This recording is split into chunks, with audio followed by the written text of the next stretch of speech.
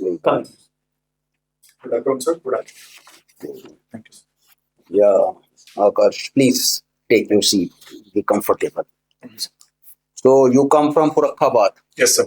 So tell me a little bit about the district. Sir, Farkhabad is a district situated in central UP, and it connects either side via Kannauj and Manpuri also, and it has a historical site related to Jainism, Buddhism, and Hinduism, and Islam also. So you get a lot of tourists. Yes, sir. Not much due to there is some connectivity gap and infrastructure also. But as of now, there's a infrastructure development is going on. So tourist footfall is increasing. So like, is it not on any major expressway or highway? Yes, sir. Unfortunately, as of now, it is not connected. But Link Expressway is being proposed to connect it with Ganga Expressway and Agra Expressway also. So what is the ODOP product identified for Farukhabad? Yes, sir. ODOP product are two. That one is block printing, and the secondly is Jari Jardoji one. That is identified as ODOP. Good. So tell me, like Uttar Pradesh wants to be $1 trillion economy. So what is the present size of economy, and what are the strategies being followed by UP to have this kind of an economic growth? Yes, the present size of economy is $330 billion, and we want to achieve $1 trillion by 2029. And as of now, we are growing with a 9% growth rate, and there are multiple steps being taken. One is that ODEP is being that has led to the increase in the export by 100% from 2018 to 2024. And also we have invested in infrastructure development, expressways, and airports construction, as well as law and order perception has also been improved. So your mother is a teacher. Yes, sir. Right. What does she teach? She is an assistant teacher in secondary school. So she teach all the subject in German. Okay. So we had this new education policy. Yes. So what are its salient features, and how do they differ from the earlier policies?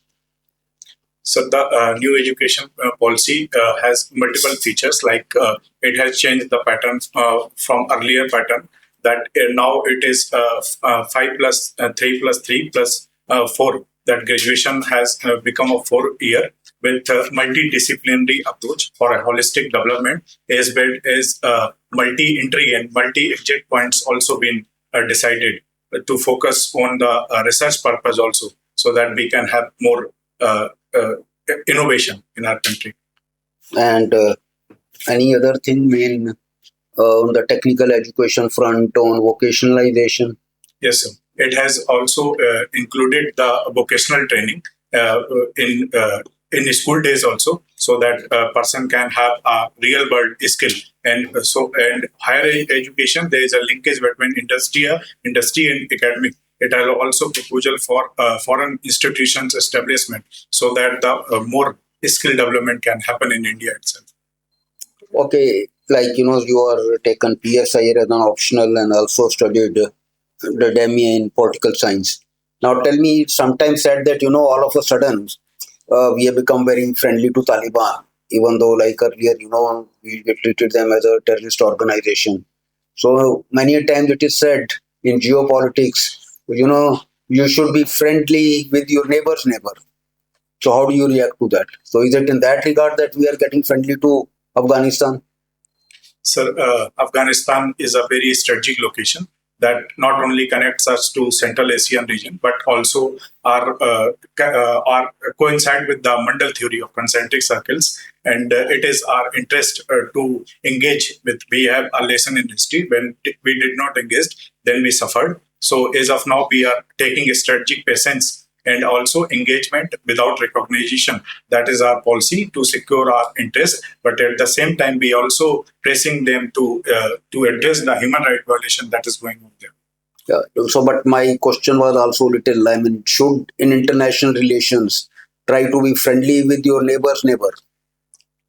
Because normally, it's seen that, always with you have some problem or the other with your neighbors. Yes, sir. Under that Mandal theory, we have concentric circles. Though we should engage neighbors with neighbor, but at the same time, India also follows neighborhood first policy, that we are engaging with our neighbors also. But at the same time, is their extended neighborhood also. But I mean, we are forming neighborhood. I mean, trying to cultivate friendship. But at present, our relations with our neighbors are in a very bad state. So, Yes. so what has happened to our neighborhood first policy? Yes, sir. There are challenges in neighborhood, particularly that ongoing instability in Nepal and Bangladesh and Myanmar. But at the same time, there is also reapproachment and relations improve vis-a-vis Sri Lanka and Maldives. And we are continuously engaging with China also. So we are tackling as of now a whole region. Good. Next, please. You have played badminton at inter-college level. Yes. So who are the players who have won badminton national championship the maximum times? Sorry, sir. I do not recall it. Who are the favorite badminton players of yours? Sir, my favorite player is PV Sindhu, sir. PV Sindhu. So women. Okay. No men. Sir, Laksen is also play very good badminton. None of the older players you liked. Who was the best badminton player who was from UP? Any national champion from UP? Sorry, sir. I don't know that. I will read about it. We never read anybody who was from UP and won the national championship 8 times. Sorry, sir. I will read it. Have you heard of Syed Modi? No, sir. No. Okay. So you are doing MA in Pol Science from IGNOU. Yes, sir. I completed it. You completed it. Yes. Since you are this thing says. What happened to your Forest Service interview? Sir, I did not qualify for the interview, but this year also actually means. Shit. So you're not. Okay. And your optional is Political Science International Relations. So how would you describe the international environment? So the international environment is of now going through a change, and there is a flux in the present world order also, because there is a lot of happening, particularly from the side of United States, and it is leaving many multilateral institutions, and there is a certain risk going on from some of the rising nations like China. So every nation is trying to secure its national interests. So it is there is a chaos, but also there is a efforts going on for the convergences and coordinations. Okay. In 1 month time, your interview is on 24th February. What are the events that would have taken place, which are forecasted to have taken place before 24th February in the international arena? And of course, there are always uncertainties. Something like Venezuela can always happen. So what are the things that would have changed in India's neighborhood by 24th February? So I think I wish there would be stability in Bangladesh after election conclusion in Bangladesh. When are the elections in Bangladesh? These are scheduled around 12th of February. So what is peculiar about these elections in Bangladesh? So there is instability as of now after ouster of former Prime Minister Sheikh Hasina. But so there is a rise of some fundamentalist element led by the Jamaat Islami. So if elections are concluded and there is a fair chance, according to the poll prediction, that BNP, that is a nationalistic party, would come to power, and we can quadly engage with them afterwards. Who leads? What is BNP's genesis?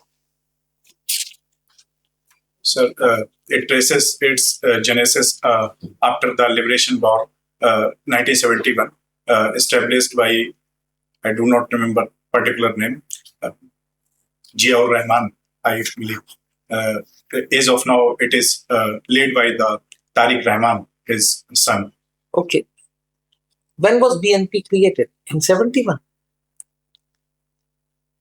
I think, sir, after the liberation war, around 70s, late 70s. It was after Sheikh Mujib was assassinated and Mujibur Rahman was the president. That's the time he created. Okay. Now, so Bangladesh will have elections. Will it be free and fair? So, at present, there are acquisition that the interim chief advisor is not paying attention for a free, fair election. And there is also suppression of minorities going on. So, but international bodies are engaging. And India also conveys its best wishes and conveys that there should be a fair and free election. So, are all political parties allowed to participate? Sir, Awami League have been banned from the election, and that party has a large supporters base. So that says that there can be chances of not fair elections. What is India's views about these elections? Sir, India thinks that these elections can bring some stability in in Bangladesh and establish a elected government that can deal with. Then we can engage more interestingly with them. Okay. Apart from Bangladesh, anything else happening in the neighborhood? Yes, sir. There is an election concluded in Myanmar also, and that is all. So, elections concluded or elections ongoing or elections going to take place? The first phase concluded. Sorry, sir. And the second phase? Second phase is around in January, I believe. Sir. Today. Okay. The second phase is going on today. So, what is typical about these elections? Sir, is there something unique about these elections which was never there earlier? Sir, in this election, the earlier party of Aung San Suu Kyi is not contesting the election itself, and military junta is leading. Junta's back party is leading in the elections. NLD did not participate in earlier elections also. It's not allowed to participate. It's not that it's not participating, it's not allowed to participate. Yes. So, but there is something unique about this elections which has never happened in Myanmar earlier. Since you are PSIR student, I thought I'll just ask you. Sorry, sir, I could not report. These elections are also taking place on two bases, FPTP and PR. What is FPTP? So, FPTP is first past the post system, in which the candidate who secured the most vote wins, and proportional representation is based on the party. If the party gets the vote, then choose the candidates. So, first time in Myanmar, like you do in Nepal, where you have both FPTP and PR. They are doing an elections on FPTP as well as on PR basis. So, what is the problem in Myanmar? So, the larger problem is that lack of democracy and freedom for the people to elect their government, like earlier government toppled by the junta-led regime, and there is a constant problems in their polity due to friction between the elected government and military. So that is the core of problem, and there is also persecution of minorities, that is Rohingyas. Only Rohingyas. There are no other minorities in Myanmar. So the large sections consist of Rohingyas that is persecuted. That's the largest minority in Myanmar? That I am not sure about. So, other side of the neighborhood. Look at West. What's happening there? So there's a tussle going on in Pakistan, particularly internal chaotic situation due to political instability, and military has taken over a larger control under the 27th Constitutional Amendment Act, and there's also problem of cross-border terrorism that it practiced with India. So what does 27th Amendment actually do?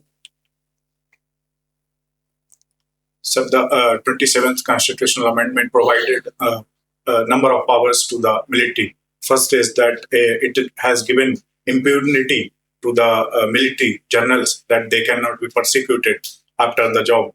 And secondly, it has also provided that all the power to the military, particularly regarding the use of nuclear weapons. And thirdly is that it has decisively shifted the power from civilian government to military. How? This is third point is your value judgment. What does it say that no general can be prosecuted? It doesn't say so. The 27th Amendment does not say that any general cannot be prosecuted. Sir, it is the Chief of Defense Staff, that is the topmost general. He cannot be persecuted afterwards. No, that also it doesn't say.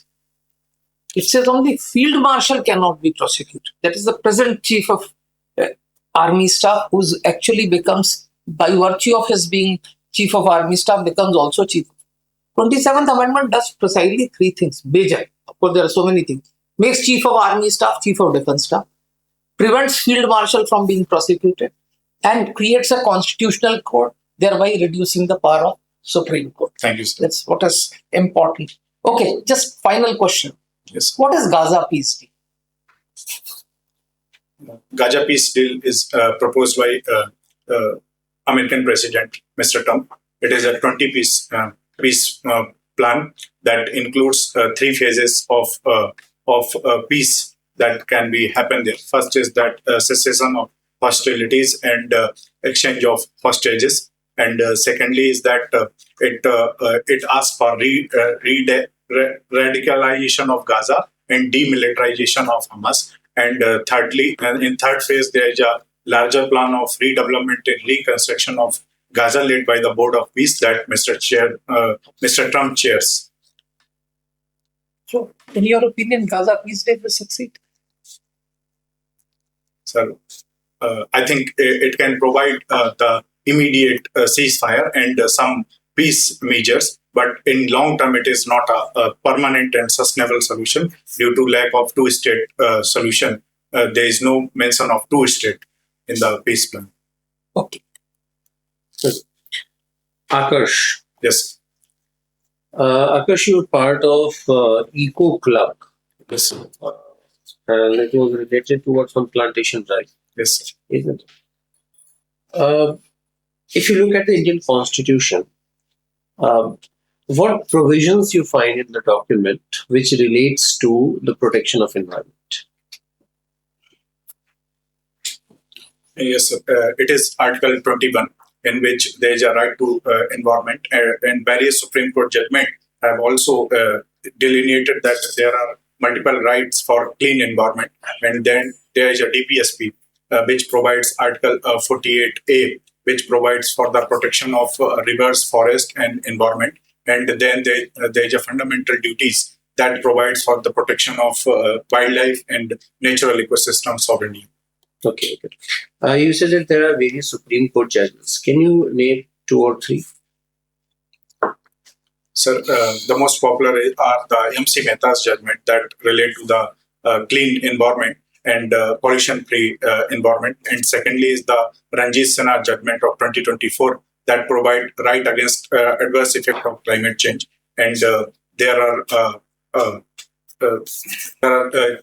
other judgment that related to Mr. Kaur that provide for clean pollution-free environment. Recently, last week, a very famous ecologist was also related to various environmental movement. He passed away. Can you tell me the name of the person? So it was Madhav Gadgil. What was his areas of contribution? So he has done a number of studies, especially regarding to the Western Ghat, and providing some eco-sensitive zones, that there should be ecosystem zones for the Western Ghat for its sustainable uses and promotion of wildlife biodiversity and resource conservation. Okay. Akarsh, you yourself told that there are various constitutional provisions for protecting environment. We have Supreme Court judgments. And if we see, we Indians, we have been the worshippers of the nature, isn't it? But when you look at the situation of environment in India, are you satisfied by that? Sir, after independence, we got reduced from 23% of world economic share to 3% of world economic share. The nascent nation needed to be developed. Then we started various projects that led to be the trade-off between economy and environment. And there were concerns regarding the forest area being reduced. But after successive effort and forest conservation acts, we have aimed for 33% of forest area. As of now, we have last year only increased our forest by around 1%, and it is now 25.17%. So we are moving towards more sustainable environmental practices. So after 90s, if we talk about post-reform period, there's a debate that somehow we are oscillating between the need for development and the need for sustainability, isn't it? And as the capital is flowing into India, and in order to provide the ease of doing business, we are compromising with the environment. What are your views on this? Sir, after liberalization, there was more demand to have industry-led growth. So that needed more land, and energy needs need to be built by the dams, etc. That so there was a trade-off between economy and development. But we have given that under Environmental Protection Act, environmental impact assessment, and why all the projects have to go through that environmental assessment, and we have updated that also. So we are balancing it out as possible. Okay. What is India's Panchamrit commitment? Sir, in Glasgow Summit, we have Honorable Prime Minister has given Panchamrit commitment in the form of that we will produce around 500 gigawatt of energy from non-fossil fuels, and we are aiming for a net zero economy by 2070, and we are also reduce our emission by 40%, 45% from the 2005 level, and we are aiming for a more forest-led emission segregation around 3 billion tons. And sorry, sir, the fifth one I cannot read. No problem. Has Finance Commission provided any parameter for rewarding those states who are maintaining forests? Is there any parameter? Yes, sir. Finance Commission devolved the devolution of the fund based on some parameters that include the forest and ecology also. What percentage of share has been allocated? So I cannot recall exact number, but it is around 2 to 5%. 2 to 5%. Okay. You were mentioning that, sir was mentioning that the recent election that is going to happen in Myanmar, they are going to try with first past the post system as well as proportional representation. India has first past the post system in the general elections that we do.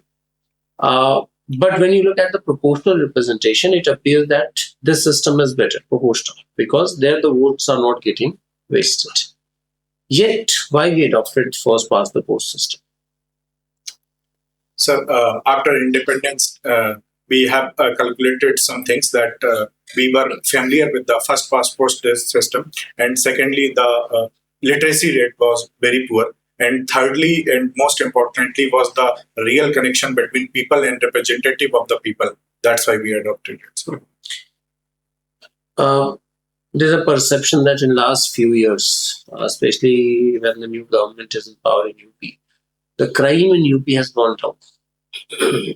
Does this perception is being supported by numbers also? If we talk particularly about LCRB numbers, do you see that the percentage of crime is going down? Yes, sir. There is a 29% reduced in the crime rate, and around 49% reduced in the rape rates. And also conviction rate has been the one of the highest in the country for the women, around 71%. This supports that the ongoing law and order situation have been improved, and that's led to perception change, and that is attracting the investment in the. field. But there's also criticism of UP police, particularly, that there have been various encounters, extrajudicial killings have happened. How do you see this particular criticism? Basically, what I want to ask is that do you support the idea of encounters in order to drastically reduce the crime?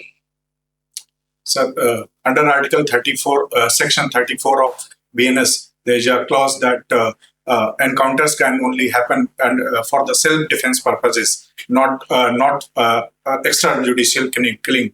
So, if any encounter happens, there is a 2014 SOP of Supreme Court. What is the procedure must be followed, and if there is a imminent, there are three particular provision that if there is an imminent threat to life of the person or policeman, and the unavoided killings are happening. So and after warnings, it happens only. Then policeman can fire.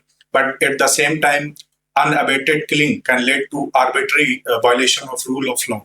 That is against the judicial system. What we need is the more forensic and greater investigation. So the crime rate conviction can be increased, and certainty of punishment should be there, not of elimination, sir, I think.